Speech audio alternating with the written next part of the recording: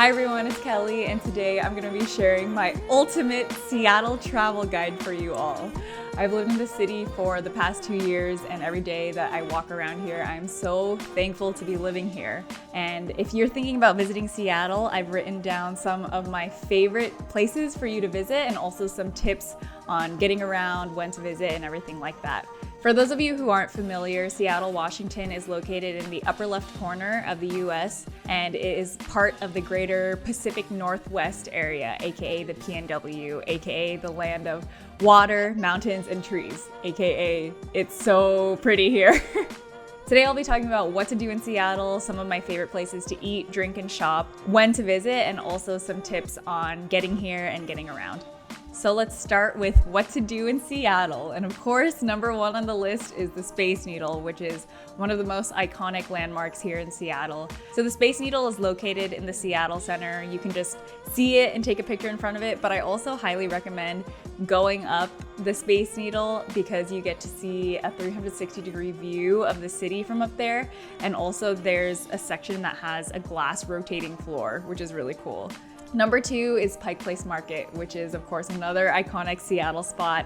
It's a farmer's market with local vendors. They sell fresh produce, flowers, seafood, and there are a bunch of little shops in there too. So it's a fun place to, explore, to get some breakfast. So I highly recommend going there. Also nearby is the Gum Wall. So you can combine Pike Place with the Gum Wall. It's pretty self-explanatory. It's just this little alleyway with gum all over the walls. So up next is the Chihuly Glass Museum. It showcases all the studio glass of the artist Dale Chihuly, and it's really cool seeing a whole museum of just glass art. Up next is the Waterfront. So this is just kind of this little stretch of shops and restaurants that's right by the Puget Sound. They're currently doing construction along the waterfront because there used to be a double-decker freeway there, and they tore all of that down, and they're making new parks and they're expanding the aquarium. They just have a lot of plans for the waterfront, so in the next few years it'll be really cool. And then one of my favorite places in the city is the Spheres. It's a workspace for Amazon employees where they can work in these glass spheres, and they're surrounded by plants. They are currently closed to the public because of COVID, but normally they are open 2 Saturdays a month. So just check back on their website for when they'll be open again. But it's really cool going in there and just seeing like all the plants and everything just right in the middle of the city. Next up are where you can see the beautiful city skyline. Pier 62 is one of my favorite spots to see the city. On a clear day, you can see the Olympics across the Sound, and then they also have a floating dock that you can go on. If you turn around, then you can see the beautiful city with the water below it. You can see the Ferris wheel, you can see Lumen Field, T-Mobile Park, and then also if it's clear, you get a peek of Mount Rainier. Another one of my favorite spots is Gasworks Park. So it's located north of Lake Union, so you get to see the whole city skyline, including the Space Needle, over Lake Union during sunset. It's so pretty just seeing like the colors of the sky and then just the water. And then it's really cool to go to in the summer too because there are so many boats that are out there, kayakers, seaplanes landing in the water. It's just like everybody is out and enjoying the sun. Also, if you're a 10 Things I Hate About You fan, there's a scene where Julia Stiles and Heath Ledger are paddle boating, and that's in Lake Union. And then right after that, they go paintballing, and that's at Gasworks Park. Another iconic Seattle viewpoint is Kerry Park. This is located in the Queen Anne neighborhood, so it's up on a hill. You can see the view of the city with the Space Needle kind of like right in the center. I hear on a clear day you can see Mount Rainier, but I have yet to see it from Kerry Park. Also, just side note, there's a lot of times that I'm going to mention Mount Rainier in this video, and you have to come to Seattle to understand the beauty of Mount Rainier. It's just like the city is surrounded by mountains, and then like that's already impressive. And then on days when it's clear enough, you just see this big mountain and it's covered in snow, just like towering above the mountains below it. So that's why usually I'll mention on a clear day, you can see Mount Rainier from some points. It amazed me when I visited this city for the first time and saw it for the first time because I didn't realize a mountain could be so big. Another great way to see the city is over the Puget Sound. So one way is you could take the water taxi to West Seattle. The other way that you can see the city over the sound is if you take a ferry to Bainbridge Island or Bremerton. So I think it's really cool. It is a longer ferry ride. You can walk up to the ferry or you could drive onto the ferry if you wanted to take your car around Bainbridge Island or Bremerton.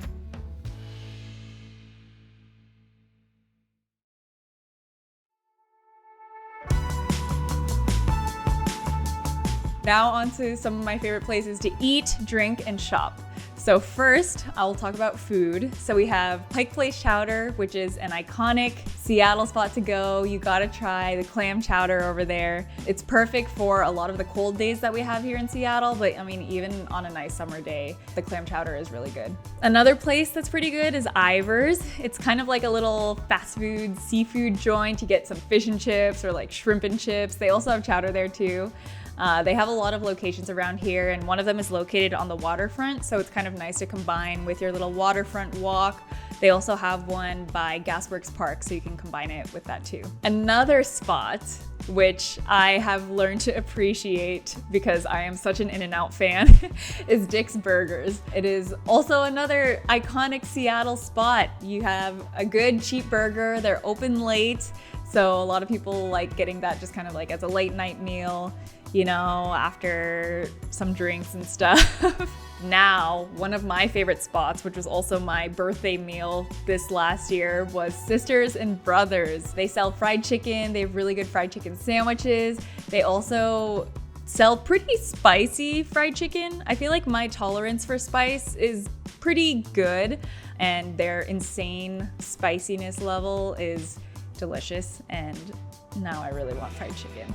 Another great spot to go to is Piroshky Piroshky. They are also located at Pike Place Market. So piroshkis are Russian and Ukrainian baked or fried yeast-leavened boat-shaped buns with a variety of fillings. One of our favorite things to do when we have people visiting is going to Pike Place Market, stopping by there.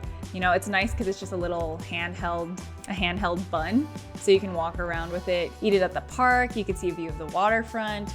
So something else that you have to try are Seattle dogs. Late at night, when you're out drinking and everything, there are carts that'll pop up, especially like around Capitol Hill. There'll be carts that'll pop up with hot dogs, and a Seattle dog is a hot dog with cream cheese. Trust me, they're good. You have to try it for yourself. Okay, now onto one of my favorite parts of this video. Is the desserts and sweets section. So number one on the list is salt and straw ice cream. Oh my gosh, I love salt and straw so much. So they started in Portland, I believe. They have locations here in Seattle. They have locations in LA. I am such a fan of chunky ice creams, or like ice creams with like ribbons of caramel and fudge and things like that. And salt and straw they do such a good job with their flavors. They also have monthly flavors, which is why we keep going back, because we want to try those new flavors that are only available for that month. We love salt and straw. We get pints there at least once a week or every 2 weeks. Yeah, we eat way too much ice cream than we should. Speaking of ice cream, another good one is Molly Moon's, which is just located here in like the Washington area. They have monthly flavors as well, and their ice cream is so creamy. Salt and straw is definitely our fave, but Molly Moon's it's getting close. Another cool spot to go to is Pie Bar. It is this little window where you can just walk up and order a slice of pie. They're also open late at night, so it's nice to go to after you get dinner in the city. You can just walk up and eat a piece of pie. Another place for some good sweets and treats is Hood Famous Bakery and Cafe. They have some really good Filipino pastries. They'll have like ube cheesecake, like a longanisa quiche, and then they also sell like coffee drinks with like ube and things like that. So for all my Filipinos, even for my non-Filipinos, it's a really good place to go. So another good place to get dessert is Hot Cakes. They sell these like little chocolate cakes with like chocolate fudge in the middle, and usually it's served with ice cream. What more can I say? I love Top Pot Donuts. They have bomb apple fritters, and when they're in season, you have to try the blueberry fritters. And then also Bakery Nouveau. Their twice baked almond croissant is something else. You have to try it for yourself. Now, my favorite places to get drinks, and this is both coffee and alcohol. So first on the list is Starbucks. As basic as that sounds, Starbucks was actually founded here in Seattle, and the first one is located in Pike Place Market. I personally haven't been there, but I heard it just looks like a regular Starbucks. But if you want another cool Starbucks spot to go to, I highly recommend going to the Starbucks Reserve Roastery. That one is so nice inside. You can see how they roast all the beans. They have some baked goods there, so you can eat breakfast. They have a little bar area that you can try like alcoholic drinks too. And one of my favorite drinks from there is the whiskey barrel-aged cold brew. And I'm so thankful that my coworker recommended this to me because it is so good. It's also really cool because when they serve it to you, they serve it with a single big ice cube as if you were drinking whiskey. So next on the list is Rachel's Ginger Beer. It is a cool place to go to even if you don't drink alcohol because they have a lot of ginger beer to try, just a bunch of different and unique flavors. They also serve a lot of different types of mules, which I love. So they have like Moscow mules, Irish mules. I think you can even make your own mule with your choice of ginger beer. Also, the decor in that place is so cute. I've only been to the one in Capitol Hill, but they have multiple locations around the city. But the one in Capitol Hill has so many plants. You got the monsteras, the pothos, the ferns, they have everything. Next up, I have a couple of breweries. So Fremont Brewery, which is located in Fremont. It's close to Gasworks Park. It's a nice spot with a lot of seating. They got outdoor seating. Their beers are really good. And then also Old Stove Brewery, which is located really close to Pike Place Market, and you get a view of the waterfront as well. And then lastly, I have a rooftop bar in South Lake Union called M Bar. It's really cool because you sit on the rooftop, you get to have drinks, food, and you get a beautiful view of Lake Union. So now if you're trying to get some drinks, like late night drinks, I have a few places that I can recommend. Unicorn in Capitol Hill is pretty cool. It was featured in Macklemore's thrift shop video. They got a lot of fun and unique drinks over there, and I think it's just like a fun place to go to because it is so unique. Another place that we like going to is Still Liquor, which is just like, it's a chill little bar. You got some dancing, good drinks and everything like that. Another place that's pretty fun is Numos. Usually they'll have like DJs perform or they'll have like themed nights. Like one of my favorite nights going out around here was a boy band's night. So they were playing like Backstreet Boys and NSYNC and One Direction. So I had a great time. In general, if you go out around Capitol Hill, Ballard, Fremont, U District, Belltown, there's just a lot of restaurants, a lot of bars. As long as you're like walking around there, there's a lot of options that you could pick from. Okay, now on to shopping and thrifting. Woohoo!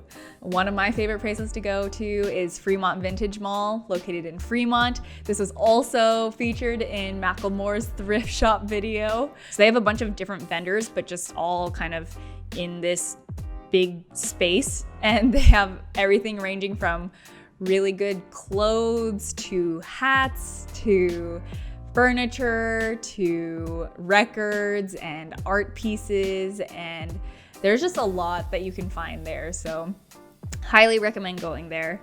Another good place to go to is Goodwill in Capitol Hill. They do a really good job of organizing all their stuff. It's also a nice big store. Like I feel like I don't ever have trouble moving like the hangers in that Goodwill because sometimes they're just like so jam-packed. And then also there's the Seattle Antiques Market, which is right by the waterfront. That one has fun like knickknacks and just like old things that your parents might enjoy. They also have a little clothing section. They have a lot of furniture, so I highly recommend going there too. If you would like to experience some of the Amazon in-person stores, we have the Amazon Go store, which is a cashierless kind of like convenience store. So you just have to download the app, connect your Amazon account, and then you just use that to walk into the store, and then you just take what you want and just walk out, which is pretty cool. And similarly, there's also the Amazon Go grocery store, which is basically like what an Amazon Go is, plus produce, meat, dairy, all those good things. And then lastly, there's the Amazon 4-star store, which is pretty cool because it's basically like all the top products from Amazon.com, and they're all rated 4 stars or above. And then if you want some cute like Pacific Northwest local souvenirs that aren't your traditional like Space Needle shot glass or something, I have a couple of stores that you can visit. So first on the list is Pike Street Press. You can check them out for some Seattle themed or Pacific Northwest themed notebooks, art prints, and postcards.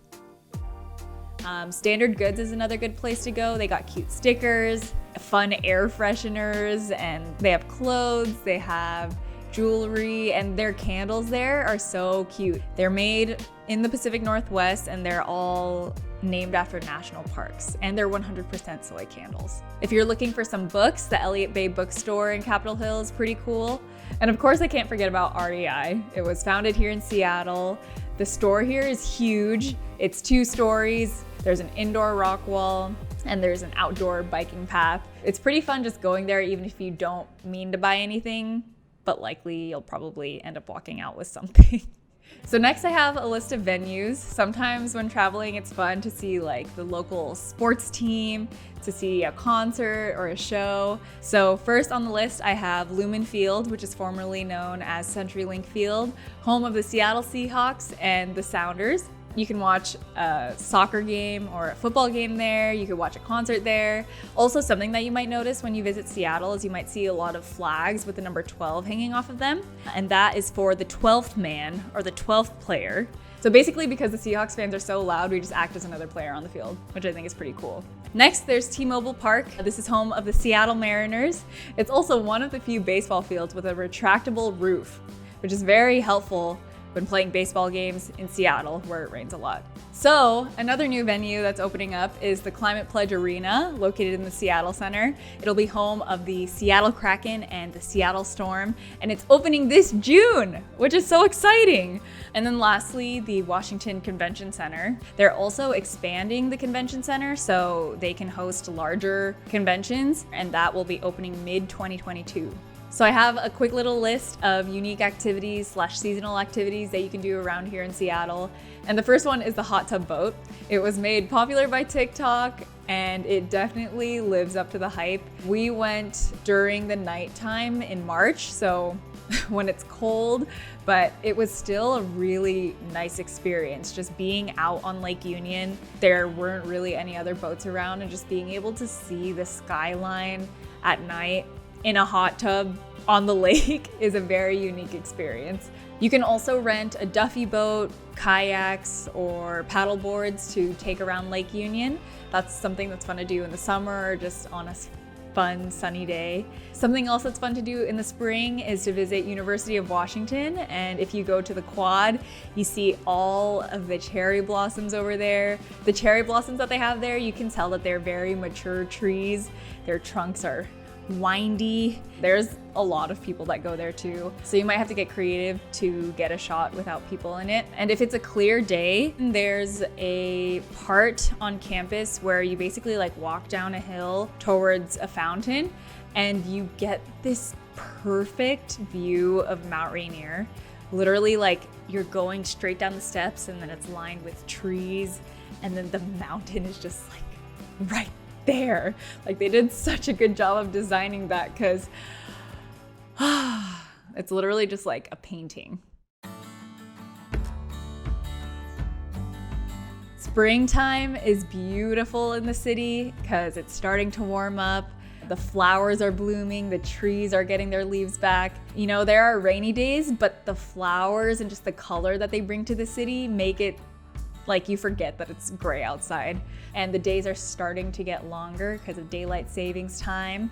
And then we move on to summer, where the days are super long and super beautiful. You have the best chance of a clear sunny day. It's warm enough that you like feel the sun's warmth and you want to enjoy, you know, outdoor activities without like dying of heat. You see the trees are fully green. There are still flowers and hydrangeas and vegetable gardens that are like totally just thriving. Everyone is just out enjoying the weather, which I think is part of the fun of summer here in Seattle, is You can tell that everyone is really enjoying themselves, just like being outside and taking advantage of the good weather. Also, the days during winter are so long. The sun rises at like 5 a.m. and then it won't get dark until like 10 p.m. at peak summer. Fall is really nice because you can wear your coats, you can layer and wear those cute like warmer outfits. The trees change colors, so you'll see a bunch of bright yellow and red trees, which is really cool because you'll have, you know, the yellows, the reds, and then you have the evergreen trees that just remain green. So the city is just another set of beautiful colors. So far I've noticed that the peak like fall foliage season is like towards the end of October. And then of course we have winter, which is very gray and very wet. There's a low chance of seeing the sun during the winter, but on the days that you do see it, it just makes you appreciate the sun even more. But something that is really nice is in the surrounding area, there's a lot of snow in the mountains. So when you can see the mountains, it's nice just seeing snow on top of them. And they're also so close by that if you like doing, you know, snowboarding, snowshoeing, skiing, any of the snow activities, it's not that far away. Alrighty, so now tips for getting here. So most of you will probably be flying here. So a tip that I've learned is which side of the plane to sit on. So like usually when I fly home and then fly back into Seattle, so I'm flying from California, you go north.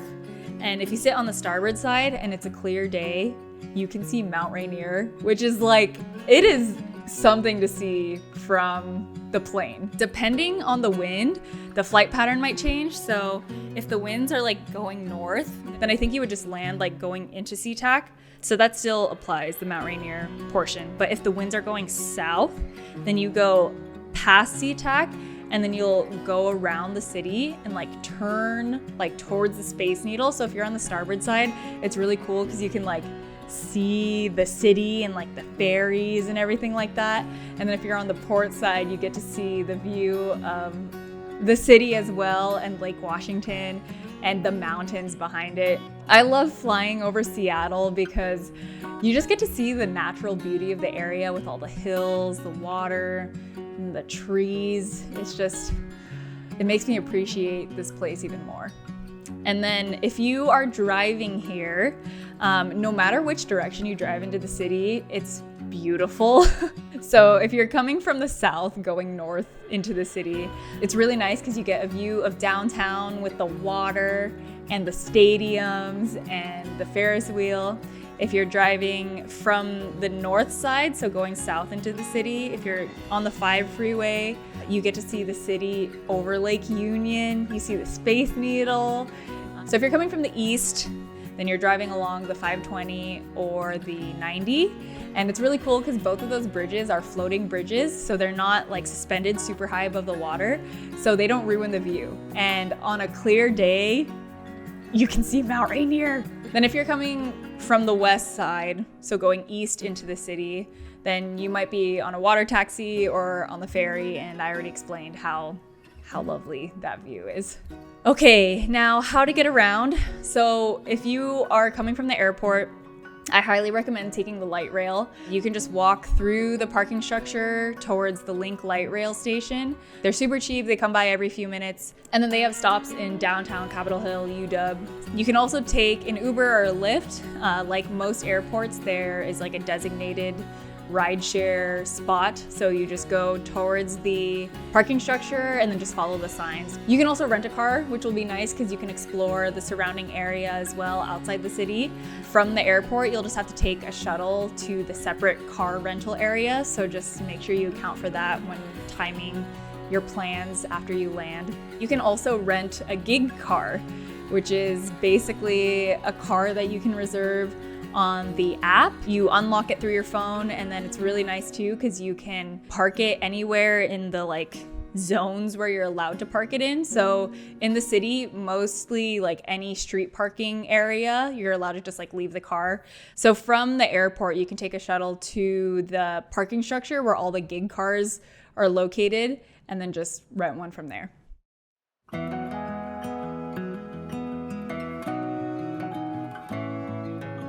Then once you're in the city, some ways to get around are the light rail, like I mentioned. You can take the bus or the streetcar. There's also the monorail, which takes you from that like main downtown shopping area to the Seattle Center. There are also options for like apps where you can rent rides, I guess. So you have Uber and Lyft, you have jump bikes, you have the scooters that you can rent, like Lime scooters. There are these new ones that we saw pop up called Wheels, where they're basically like scooters, but you could like sit down on them.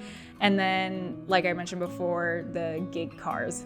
And then of course, you can walk around. That is my favorite form of transportation. Seattle is a very walkable city. It's nice because there are just so many plants and flowers to look at, and there's a lot of small businesses, restaurants and everything, so it's very nice. What really makes the city unique is the balance of nature and city. You know, just the natural beauty of the surrounding area is just so nice. And if you get a chance to visit the surrounding area, like if you have a car that you rented, I highly recommend doing that. But if not, a lot of the places that I mentioned in this video do give you that good taste of nature, but also staying within the city. Like Timothy Egan mentioned in The Good Rain, which is basically a book about the Pacific Northwest, he says, "In the Northwest, where the mountains meet the Pacific, Winthrop prophesied that a special breed would predominate, one infused with the spirit of the land."